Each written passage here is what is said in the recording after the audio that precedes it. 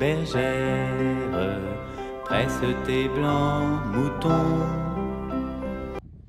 Bonjour et bienvenue sur monétang.fr. Et oui les amis, il pleut bergère. Et depuis la mi-octobre, on enregistre même 2 beaux cumuls de pluie. Ouf, il était temps.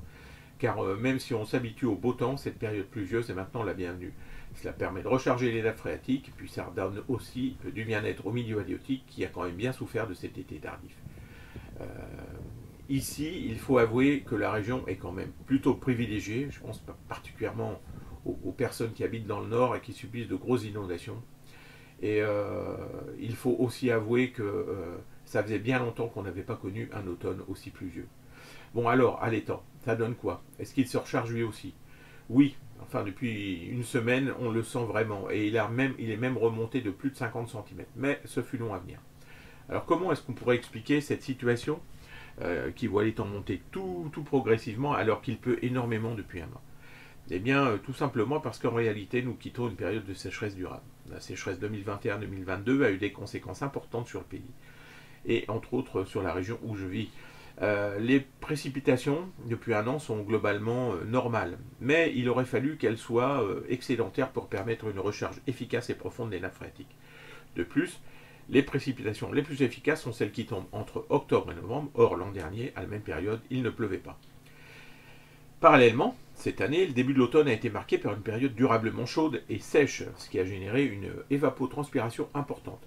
C'est un peu comme si l'été s'était prolongé plusieurs semaines supplémentaires avec des températures même records.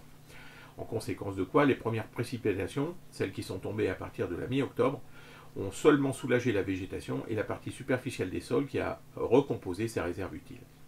Les pluies ont également alimenté les cours d'eau et il faut dire qu'ils étaient particulièrement déficitaires. Au moins sur la Loire-Atlantique. Je pense que dans d'autres régions, c'était la même chose. À titre d'exemple, la Loire et ses affluents affichaient un niveau très bas au sortir de l'été et en ce début d'automne. Les récentes pluies, celles qui sont tombées à partir du 18 par chez nous, du 18 octobre, ont donc permis d'alimenter la végétation et progressivement les sols.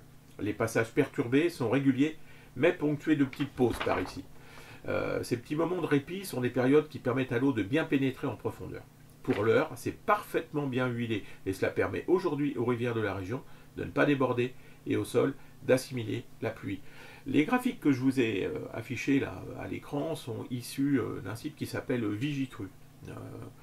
Ils permettent de constater ces graphiques qu'en amont de la Loire-Atlantique, c'est-à-dire du côté d'Angers, eh bien écoutez, l'eau monte progressivement mais régulièrement et sans vraiment avoir de crue vraiment brutale, et que c'est la même chose du côté de la Loire-Atlantique. Je vous ai mis un graphique aussi qui traite de la ville d'Ancenis, là où la Loire passe, et on voit que ça monte tranquillement, mais vraiment tranquillement et de façon progressive, ce qui est vraiment parfait. Alors mon étang, lui, il varie en fonction de la nappe phréatique et il représente aussi parfaitement ce qui se produit globalement. Le plein n'est pas encore fait, mais c'est bien mieux parti que l'an dernier, et cela laisse augurer d'une parfaite période de recharge. Une accalmie relative, ponctuée d'un refroidissement, semble maintenant se profiler. Ce sera bienvenu car les arbres portent encore de nombreuses feuilles et l'hiver se fait attendre.